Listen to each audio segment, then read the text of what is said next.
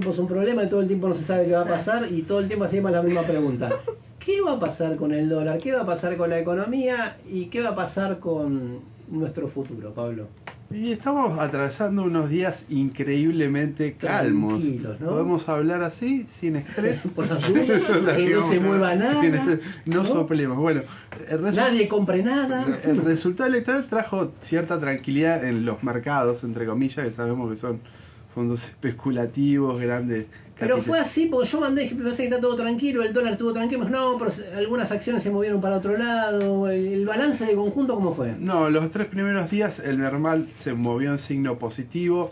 Había acciones que bajaron porque eran acciones nominadas en dólares que se habían utilizado para lo que se llama dolarizar carteras, pasarse al dólar preventivamente, y algunos cuando vieron que desencilló y aclaró, se deshicieron de esas acciones. Pero si uno ve la semana hasta el día de ayer, el Merval como que celebró el triunfo de Massa, o por lo menos se deshizo de acciones que preveían en sus cotizaciones un triunfo de Milei más amplio o con grandes o en primera vuelta, ¿no? Lo mismo ocurrió con el dólar blue, que se desinfló. Hoy cerró a 9.80 para la venta, luego ahora alcanzó el día lunes los 1.100 pesos en la cotización, y la semana pasada no hubo precios. Algunos dicen que se realizaron ventas por 1.300, 1.200 pesos. Bueno, esos movimientos en las cotizaciones de los activos financieros y del dólar dan cuenta que las cotizaciones previas, la de la semana pasada, previa a las elecciones, tenían incorporado, lo que dije recién, en cierta medida, un resultado electoral más favorable a Javier Milei. En particular eso sucede con el dólar blue y otras cotizaciones de dólar paralelos, como el contado con liquidación o el dólar bolsa, que habían subido en la búsqueda de dolarizar las tenencias de pesos, en la perspectiva de que haya un cambio en el régimen cambiario, un cambio en el régimen monetario, que es lo que proponía Milei mediante la dolarización. Bueno, esta posibilidad se debilitó una vez conocido el resultado del domingo. Y estos días aparte se observa cierta calma en el frente cambiario, porque el gobierno ya está haciendo uso de lo que consiguió, no sé si consiguió, Alberto Fernández, que les cuento es el presidente de Argentina, en este momento viajó a China. Y yo pensé que se había quedado allá. Firmó, por lo menos, no sabe si lo consiguió, pero firmó, o sea, habilitó el segundo tramo del swap, un intercambio de monedas que hay con China por 6.500 millones de dólares, mayor a lo que se esperaba previamente. Las reservas del Banco Central están terribles, están en terreno negativo, pero bueno, son 6.500 millones de dólares que están disponibles, no es nada menor. Estos días también, bueno, Sergio Massa hizo ahí un acto en el Centro Cultural Kirchner, se realizó la licitación de los servicios 5G, con eso el Banco Central consigue el ingreso de dólares a la Argentina. Otra medida, Sergio Massa otorgó un dólar diferencial para todas las exportaciones de bienes y servicios. Es un dólar que dura hasta el 17 de noviembre. De esta forma también se espera que ingresen divisas a la entidad monetaria, y de hecho estos días el Banco Central está ganando reservas. No las que perdió en los últimos 10 años, pero está ganando de a poquito, algo. 100 millones, 50 millones.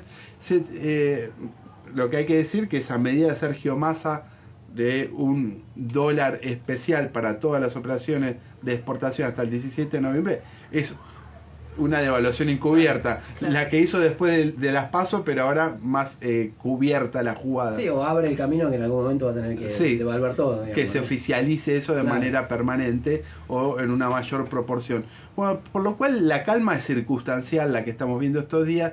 El camino hasta el balotaje del 19 de noviembre está plagado de incertidumbre y no se puede descartar nuevos cimbronazos o jornadas de estrés cambiario y en la propia bolsa porteña.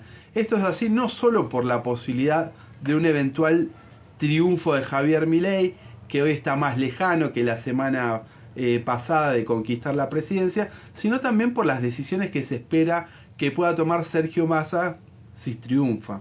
Es decir, que la incertidumbre que pueda aparecer en las 3 semanas o un poco más de 3 semanas que falta hasta el 19 de noviembre también no tienen que ver solo que le vaya eventualmente bien a Milei en las encuestas, sino por el plan que puede tener Massa, que no lo ha explicitado, pero podemos anticipar algunas de las cosas que podría hacer. Digamos, las últimas semanas se vio una de las caras de Massa.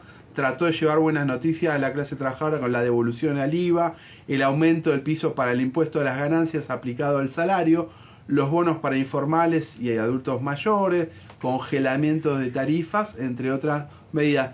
Pero estas medidas buscaron disimular aquel ataque al poder de compra que fue la devaluación pospaso y la aceleración inflacionaria. Pero para diciembre el ministro candidato, si resulta ser elegido presidente, va a volver a mostrar su verdadera cara, creo yo. Los mercados lo saben.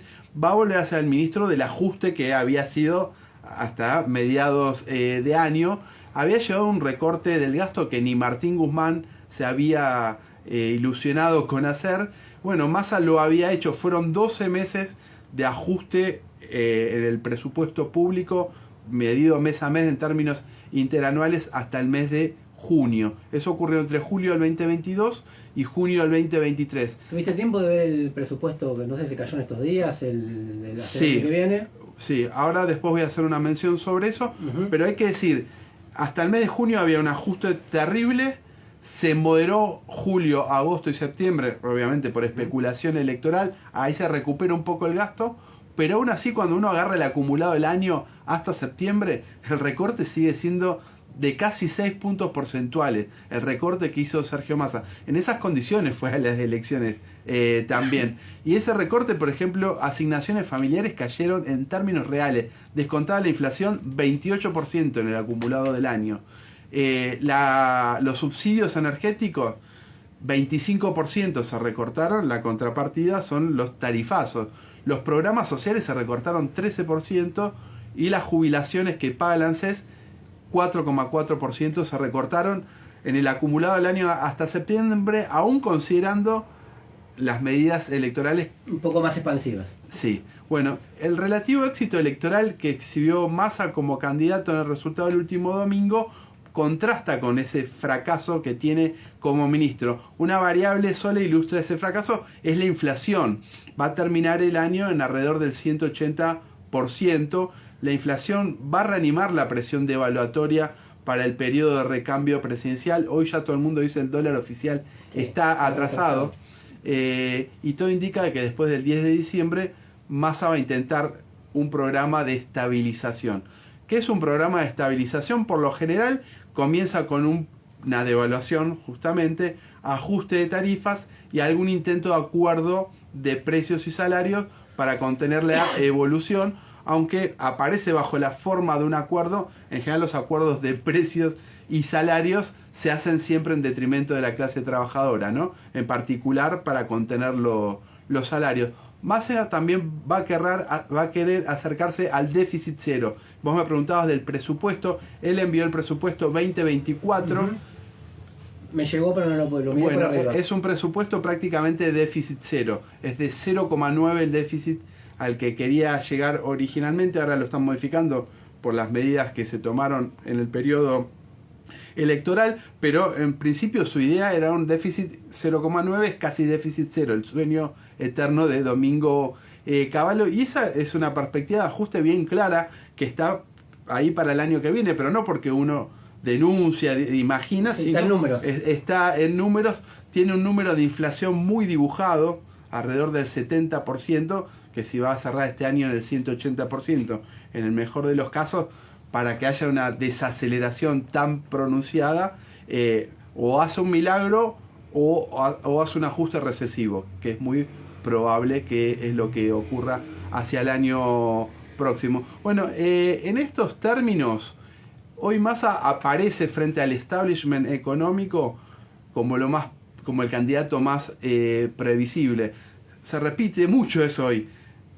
Massa es lo más previsible frente a la aventura de Milei, pero él usa esa propia... Claro. Así mismo dice para su proyecto que dé previsibilidad. Bueno, la pregunta es ¿previsible para quién? No quedan dudas que va a ser previsible para el gran empresariado, que sabe que el ministro va a honrar la deuda fraudulenta y va a continuar sometido a los mandatos del FMI, que es una máquina de generar pobreza. Pablo Nino.